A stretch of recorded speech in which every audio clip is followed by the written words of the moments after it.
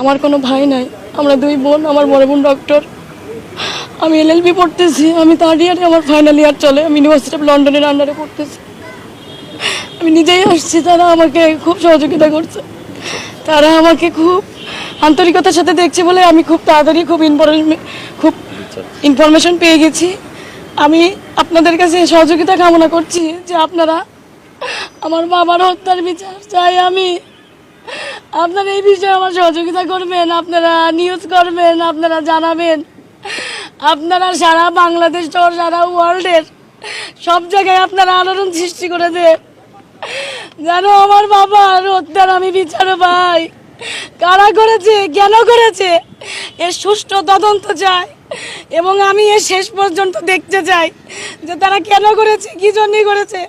আমি বিচার চাই, আমি বিচার চাই, আমি দেখতে চাই তারা যেন আমার সামনে তাদেরকে কুড়াচ্ছে দিয়ে ফাঁসি দিয়ে মারা হয়েছে, আমি যেন দেখতে চাই।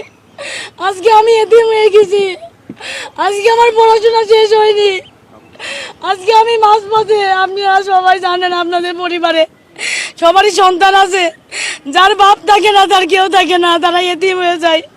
যতই কাছের আত্মীয় আপন মানুষ যেই থাকুক, বাবাই বাবার মতন কেউ হয় না। আমার বাবা অনেক স্বপ্ন নিয়ে আমাকে এখানে পড়ার জন্য ভর্তি করেছে। আমি পরীক্ষাও দিয়েছি, আমার সামনে রেজাল্ট দেবে, সে আমার বলে গেছে আমি ইন্ডিয়া থেকে এসে তোমার পরীক্ষার রেজাল্ট আমি চেক করবো, তুমি কি করেছো।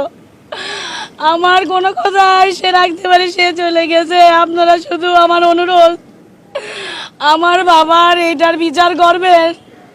একটা সময় 14 বছর আমার বাবা বিভিন্ন মিথ্যা মামলার হুমকিতে বলিয়ে থেকে, যখন আমি অনেক ছোট তখন আমার বাবার কাছে পাইনি। যখন আমার একটু বুঝ হয়েছে, আমি যখন একটু বুঝ, তখন আমার বাবাকে আমি কাছে পেয়েছি, এখন আমি হারিয়ে ফেললাম। আপনাদের কাছে আমার অনুরোধ, আপনারা আমার বড় ভাই, কেউ আমার বাবার মতন, আপনারা আমাকে সহযোগিতা করবেন। আমি আমার বাবার হত্যার বিচার চাই এবং আমি নিজে স্বচক্ষে আমি দেখতে চাই আমাকে কারা এতিম করলো, কেন করলো এভাবে।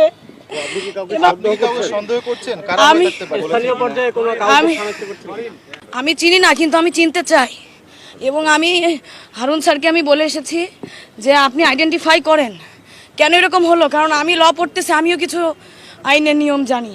আপনি ইনভেস্টিগেশন করুন, আপনি দেখুন তারা কারা, আমাকে চিনান, দরকার আমি চিনতে চাই, আমি প্রকাশ্যে তাদের মৃত্যু দেখতে চাই। আমাকে এভাবে এতিম করে দিল আমার বাবা। কি হয়েছিল? আমি ইন্ডিয়াতে যাই নাই। আপনার বাবার সাথে আপনার সর্বশেষ কি কথা হয়েছে, আপনার পরিবারের কি কথা হয়েছিল সর্বশেষ? আমার সাথে সর্বশেষ তার ভিডিও কলে কথা হয়। সে বলেছে আম্মু আমি ইন্ডিয়ায় যাচ্ছি, আমি 2 দিনের মধ্যে চলে আসবো, তোমার দাঁতের ডক্টরের কাছে দেখানোর কথা, তোমার 2 দাঁতের সমস্যা, আমি এসে আমি নিয়ে যাব, তুমি যেও না।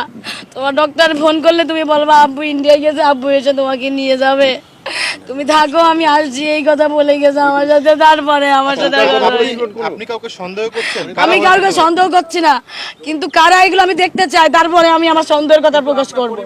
আপনার কি সন্দেহ?